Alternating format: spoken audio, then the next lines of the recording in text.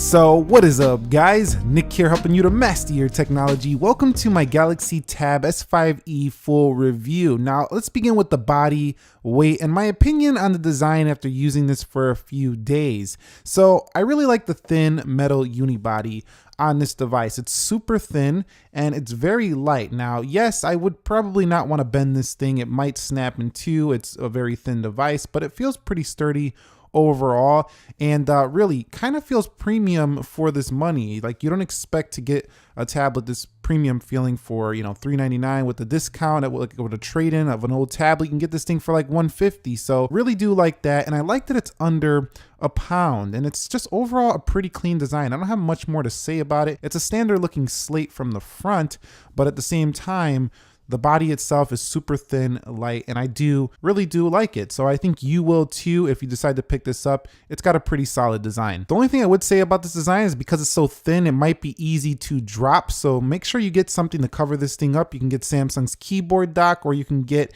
you know, a separate case from a third-party manufacturer. So when it comes to the display for this device, it's a Super AMOLED display, 2500 by 1600. So this is a really high density for a tablet. We have actually 288 ppi, and because it's a Super AMOLED display, you can put it in the adaptive display mode, and this thing gets super saturated. Like, this is the reason to buy this tablet right here. There's not many tablets, I don't know if there's any at this price point you can buy with this beautiful of a display, and it's not an exaggeration. I think this display looks better than any iPad that's currently on the market. So let me go over here to YouTube, and I'm talking about for media consumption. I'm not talking about for smooth promotion. I'm not talking about, you know, accurate colors. I'm just talking about consuming media. Let's go. The vibrancy is just there. I mean, this is the display you look at and you're like, wow, that is a nice display. And you can see with the 16 by 10 aspect ratio, it's a very wide screen. So it's like holding a movie theater in your hand right here. It's a very wide screen. So black bars are a lot less prevalent on this tablet than, say, an iPad with a 4 by 3 aspect ratio. But one element of the display that I didn't like too much is that it's really tall when you hold it in portrait mode. So I don't think it does the best job here.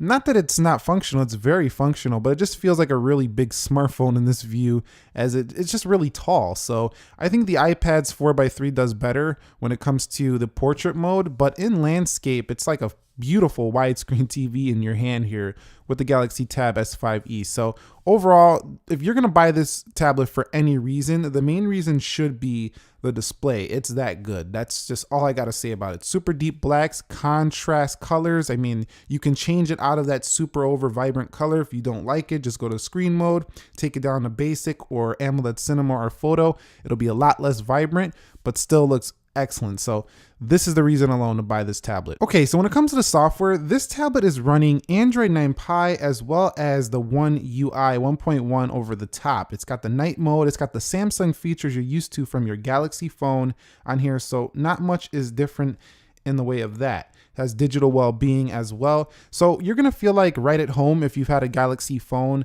on this one.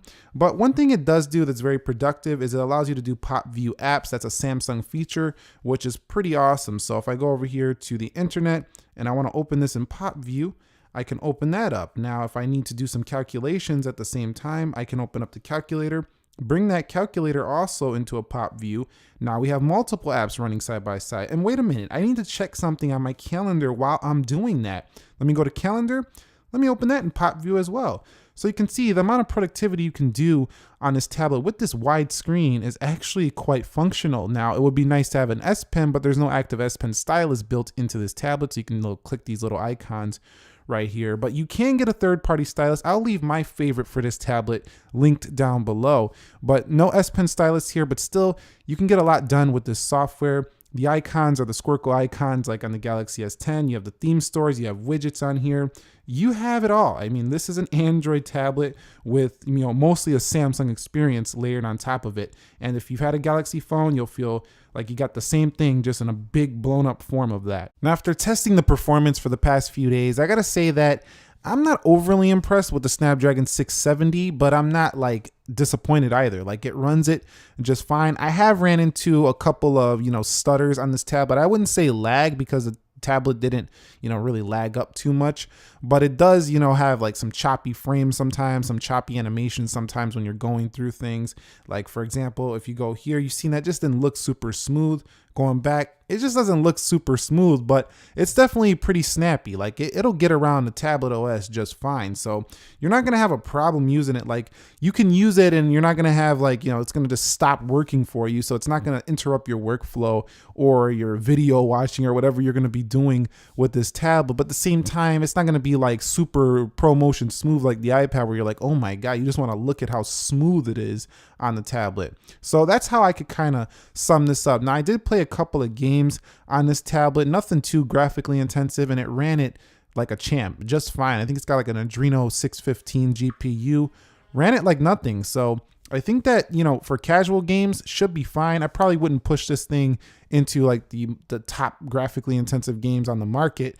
You might run into some stutters there, but just for casual games like this one, for example, you could run these all day and night and it'll be just fine. So I gotta say, performance overall, if you're looking for a top level performing tablet, this one is not it for you, but definitely is going to be great if you just need some decent average performance. I'd say good performance. You'll be fine with this. I will say that one time it did totally freeze and I had to restart the entire tablet though. Now what the tablet does have is some pretty great battery life. Samsung rates it at 15 video playback. I was getting around 13 hours on this tablet and about 11 hours in mixed usage. So if we go to battery, one thing I do like about this tablet is that you can see the percentage easily right there, but going to battery percentage or into power modes right here, excuse me, maximum power saving modes. Now I've been wanting a low power mode on the iPad forever. It's not there.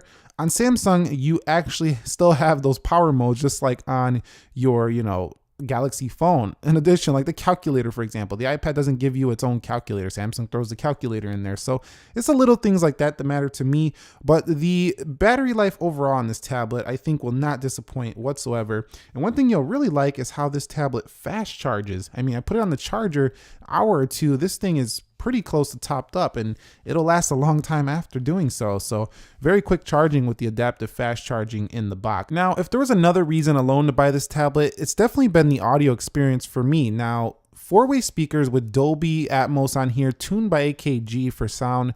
They sound incredible for this money. I mean, the iPad, budget iPads, and I keep directing towards iPad because it's like the market leader, doesn't give you, 4 speakers at the budget range iPad. So let's go ahead and play a video. Display with Infinity U design language here, so like a little cutout at the top, and then we do have ourselves a chin or a bezel, you can call it. So you can just hear, they just sound incredible. They're very full, very rich, and I think that you'll be very, very happy with the 4-way speakers on this tablet, but I don't think you're going to be happy with the fact that they axed the headphone jack. I've already lost the dongle in just a few days, believe it or not. I cannot find where I put it, so I do not like dongles at all, and this one gives you one. I mean, I'm happy that it's there because people who do have a headphone jack, at least you can plug it into the dongle, but they're easy to lose as I have already. But the sound overall, thumbs up on the external sound. Bluetooth 5.0 makes connections a breeze as well. Okay, so let's take a look at the camera here, because you have basically the same camera setup as you have on the Galaxy